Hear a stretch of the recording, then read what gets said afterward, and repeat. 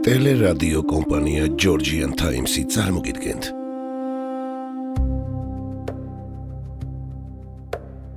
საქართველოს ისტორიის გაკვეთილები.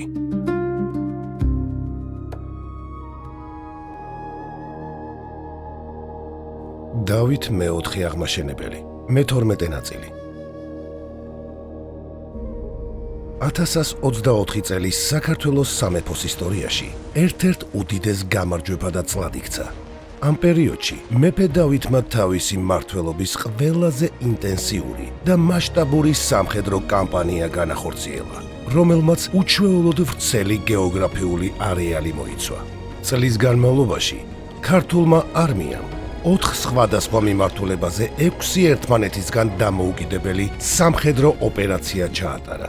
ზაფხულის დადგომასთან ერთად სამეფო კარმა ხანმოკლე პაუზა აიღო. მეფე დავითი ოჯახის წევრებთან და სამეფო დარბაზის მოხელეებთან ერთად ჯავახეთში, სოფელ ბოჟანოს საზაფხულო რეზიდენციაში გაემგზავრა.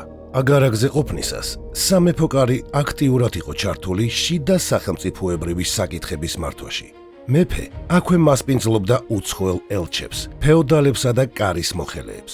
აგვისტოს 1 დღეს ბაგრატიონთა საზაფხულო რეზიდენციას სომეხ დიდგვაროვანთა და სასულიერო პირთა დელეგაცია ეწვია. სტუმრები სომხეთის სამეფოს ძველი დედაქალაქიდან იყვნენ მოსულნი. ქალაქი ანისი იმ ეპოქის ერთ-ერთი უმნიშვნელოვანესი მეგაპოლისი იყო. მასზე ევროპასა და აზიას შორის დამაკავშირებელი რამდენიმე მნიშვნელოვანი სავაჭრო გზა გადიოდა, რაც ქალაქს უზარმაზარ სავაჭრო სატრანზიტო მნიშვნელობას ანიჭებდა. აქ თავს იყრიდა მსოფლიოს სხვადასხვა კუთხიდან მომავალი საქონელი. ქალაქი გამოირჩეოდა ძლიერი გალავნებით, მრავალი ეკლესიითა და ბაზრებით, რის გამოც იგი მთელ რეგიონში ერთ-ერთ ყველაზე მდიდარ და გავლენიან ცენტრად მიიჩნეოდა. მისი მოსახლეობა, სიმდიდრე, სტრატეგიული მნიშვნელობა და მასშტაბი ბევრად აღემატებოდა როგორც ქუთაისს, ისე საქართველოს დედაქალაქ თბილისს. ანის 1001 ეკლესიის ქალაქად მოიხსენიებდნენ. განვითარების უმაღლეს ეტაპზე აქ 100,000-მდე ადამიანი ცხოვრობდა და ქალაქი მეტოქეობას უწევდა ისეთ დიდ ცენტრებს, როგორებიც იყვნენ კონსტანტინოპოლი, ბაღდადი და დამასკო. ანისი რეგიონის უდიდეს ქალაქად ითვლებოდა და ვინც რეგიონში დომინანტურ პოზიციას იკავებდა, ის ფლობდა ამ მნიშვნელოვან ცენტრსაც. თავდაპირველად ქალაქი ბიზანტიელებმა წაართვეს სომხებს. მოგვიანებით იგი თურქ-სელჩუკთა ხელში გადავიდა. საბოლოოდ კი ანისი შედადიანთა მუსლიმური დინასტიის მფლობელობაში აღმოჩნდა. შედადიანები თავდაპირველად შედარებით მშვიდ პოლიტიკას ატარებდნენ, თუმცა მოგვიანებით ქრისტიანთა დევნა და ტაძრების მეჩეთებად გადაკეთება დაიწყეს. ქრისტიანული მოსახლეობა მძიმე რელიგიურ და ეკონომიკურ ზეწოლას განიცდიდა. 1118 წელს ქალაქის ახალმა მმართველმა ხლათში ჩამოასხმევინა ვერცხლის ნახევარმთვარე და ანისის საკათედრო ტაძრის თავზე აღმართა, რის შედეგადაც ტაძარი მეჩეთად გადააქცია. ამ დროს საქართველო მნიშვნელოვან წარმატებებს აღწევდა და სომეხი მოსახლეობა იმედის თვალით ადევნებდა თვალს დავითის გამარჯვებებს უცხოელ დამპყრობლებზე. სწორედ ამიტომ ანისელმა თავადებმა დახმარებისთვის ერთადერთ რეალურ ძალას, მესიის מחვილად წოდებულ დავითს მიმართეს და ქალაქის გასათავისუფლებლად მიიწვიეს. მეფე კარგად აცნობიერებდა, რომ ანისის ფლობა რეგიონზე სრულ პოლიტიკურ და ეკონომიკურ კონტროლს ნიშნავდა. ამიტომ დავითი დათანხმდა სომეხი თავადების მიწვევას, რათა საბოლოოდ დაესრულებინა სელჩუკთა ბატონობა ჩრდილოეთ სომხეთში. სამეფო კარმა ცოტა ხნის წინ დათხოვილი ლაშქარი კვლავ მოიხმო. ქვეყნის სხვადასხვა კუთხიდან მოწვეულმა მეომრებმა სწრაფად მოიყარეს თავი ჯავახეთში და მოკლე დროში მეფის განკარგულებაში კვლავ ძლიერი არმია აღმოჩნდა.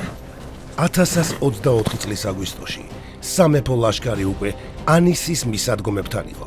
ქალაქის მესვეურებმა წინააღმდეგობის გაწევა სცადეს და რამდენიმე ბრძოლა გამართეს, თუმცა ყოველ ჯერზე დამარცხდნენ.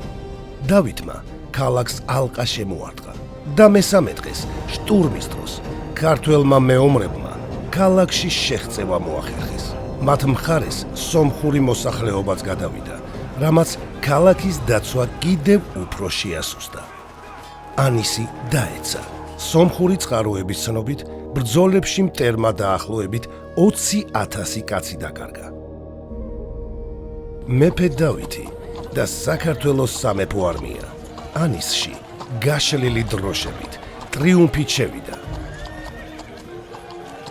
ქალაქში შესვლის შემდეგ დავითმა ადგილობრივი მმართველები შეიპყრო, ანისიდან გააძევა და თბილისში გაგზავნა. ამის შემდეგ ქართველთა ხელმწიფე მეჩეთად ქცეულ საკათედრო ტაძარს ეწვია. ტაძრის გუმბათიდან ჩამოახსნევინა ნახევარმთვარე. ტაძრის აღმშენებელი ბერძენთა დედოფალი კატრონიკე იქვე იყო დაკრძალული. დავითმა კათალიკოსთან და ეპისკოპოსებთან ერთად მიცვალებულს წესი აუგო და საფლავს სამგზის ჩასძახა. გიხაროდეს შენ, წმინდაო დედოფალო, რამე თუ იხსნა ღმერთმა საყდარი შენი უსჯულოთა ხელთაგან. 60 წლიანი ბატონობის შემდეგ ქალაქი გათავისუფლდა. ანისი და მისი მიმდებარე ტერიტორიები საქართველოს სამეფოს შემოუერთდა. მეფემ ქალაქის მცველებად მესხი აზნაურები დატოვა, ხოლო ქალაქის განგებლად კახეთის დიდგვაროვანი ფეოდალი აბულეთი და მისი ძე ივანე დანიშნა. ამავე წლის შემოდგომაზე დავითის ბრძანებით კახელმა და ჰერმა მეომრებმა შირვანისკენ მორიგი იერიში მიიტანეს და რეგიონი საბოლოოდ დაიმორჩილეს. ამიერკავკასიიდან სელჩუკთა განდევნამ საქართველოს პოლიტიკური საზღვრები ნიკოფსიიდან დარუბანდამდე და ოვსეთიდან არაგაწამდე განავრცო. საქართველოს საერთაშორისო ავტორიტეტი განუზომლად გაიზარდა. იმდროინდელ ახლო აღმოსავლეთში არ არსებობდა ძალა, რომელიც უძლებელ ქართულ მხედრობას ღია ბრძოლაში დაამარცხებდა. ანისისა და შირვანის შემოერთების შემდეგ სამეფო კარის ამბიციები გაცდა რეგიონალურ მასშტაბებს და კიდევ უფრო სამხრეთით მიიმართა. დავით აღმაშენებლის სტრატეგიული გეგმა საქართველოს საზღვრების მდინარე არაქსამდე გადაწევას და ისეთი დიდი ქალაქების დაუფლებას ითვალისწინებდა, როგორიც იყო დვინი, განძა, ნახჭევანი და სხვა დიდი სავაჭრო ცენტრები. თუმცა სწორედ ამ გრანდიოზული გეგმების განხორციელებისას ქვეყნის ბედი მოულოდნელად შეიცვალა. 1024 წლის ზამთარში 53 წლის მეფე შეუძლოდ გახდა.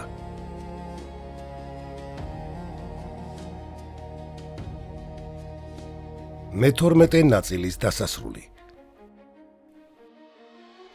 ტელერადიო კომპანია ჯორჯიან ტაიმსი, დოკუმენტური ფილმების სტუდია. გადაცემაზე მუშაობდნენ დამდგმელი რეჟისორი, პროდიუსერი, იდეის ავტორი მალხაზ გულაშვილი, სცენარის ავტორი, მონტაჟის რეჟისორი, ხმის რეჟისორი მირზა ცხოიძე. გახმოვანება ლაშა მურჯიგნელი.